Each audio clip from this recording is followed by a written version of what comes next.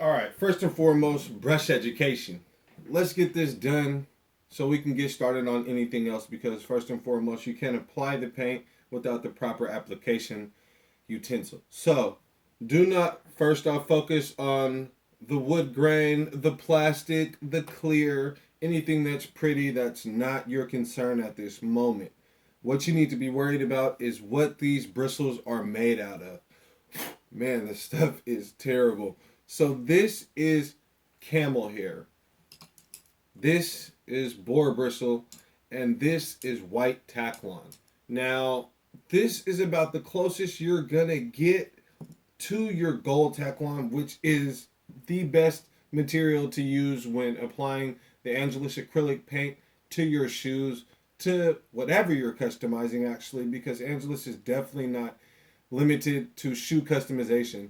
So this gold tacklon, it doesn't leave bristle lines on the leather as this does, the white tacklon. The bristle spracings, and it's not just because this is a fan brush, but the bristle spracings that are on there, or maybe the definition of them, I've found uh, it seems to leave a lot of depressions in the shape of bristles in my shoe, and it loses the bristles a lot faster. These boar bristles lose them soon as you touch them. You stroke one way, you stroke the other way, and there's bristles everywhere. I'll have to vacuum the table when I'm done. Camel, quite evident that this is very stiff, very coarse hair.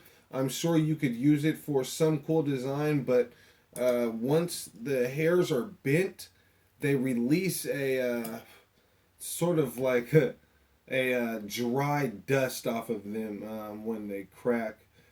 So these are bad. No, no, no, bueno, la.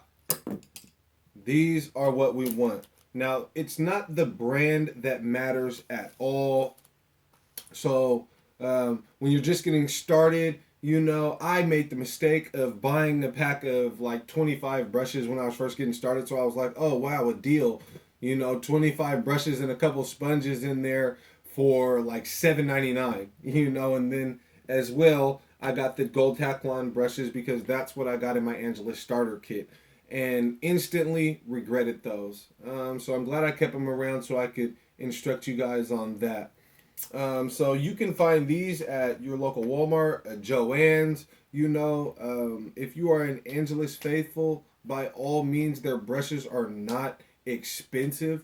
So if you just want to order 5 to 6 packs of their brushes, make sure that you get their starter set brushes from Princeton as well as their detail brushes because you will need micro brushes to get inside the small threads that are in areas that the broad brush is not going to be able to reach, not even the angular broad brush. So make sure that you take your time, find brushes. Once you find the brushes in that section that are gold Taclon, which is what this is at the top. Of course, there's some that are discolored. I keep mine's back in the package. It may be wise for you to do the same. These actually came with zippers on them, so that's what encouraged me. Usually, I keep them in my jars, normal cur jar. Jelly jar is very, very common where I'm from, or your normal tin, something that can hold different brushes, pencils, pencil sharpeners, markers, razors, etc., etc. All the things that you're going to need to be a quality artist and not have to continue to leave your station often. So, yeah, make sure that you have a cup so that you can keep these brushes clean. Clean them after each use, especially when you're switching colors. But do not be discouraged when you see these sort of a resin or residue left upon the bristles when it's a dark blue color that you just used and then you switched even after you cleaned it to a green and then the next day you need that broad angular brush and you're like, wait, I need to apply this infrared on a brand new pair of Air Force Ones or on a Jordan Restoration. Don't be discouraged by that. Acetone your brushes when you're done, douse them in water after that, really, really clean them so there's no acetone stuck in it, you know, and that it damages the bristles. But make sure that it's fully dried, and test it out. You know, test it out on paper before you put it onto a shoe that may cost you money by losing money.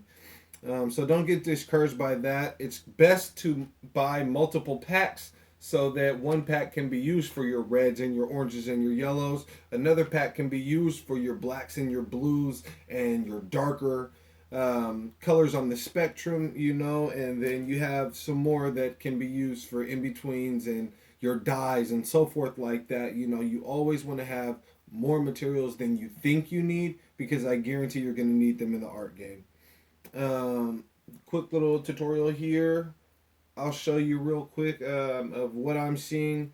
What the artist will do is sort of cause a crocheted look to where you're going to be holding the pencil. So me, I usually use my nails to dig into the pencil. I'll sharpen it to a point, and you want to make it to where it's going to be able to easily roll up without losing its shape. So try and give it that crossing sort of pattern. You may see it on a lot of corsets. We're all adults here and we're into fashion. So the lacing up should look somewhat in that fashion. I advise you not to sharpen the pencil first. If you're clumsy like myself, if you do and you cut yourself because you thought you were professional, I'd love to hear about it in the comments below. All right. So then you can just easily adjust this, you know, and it gives you a lot more grip actually. So definitely a big help there. Fat shout out to all the artists that are doing it and showing it in their videos. It's definitely a great tip. I hope this helps you guys out with your artistry and keeping you guys organized and making sure that your products come out elite and top shelf. Signing off here at Rainbow Coalition Concepts, Bococo. If you don't know, it is Zeke. I'll see you guys next time.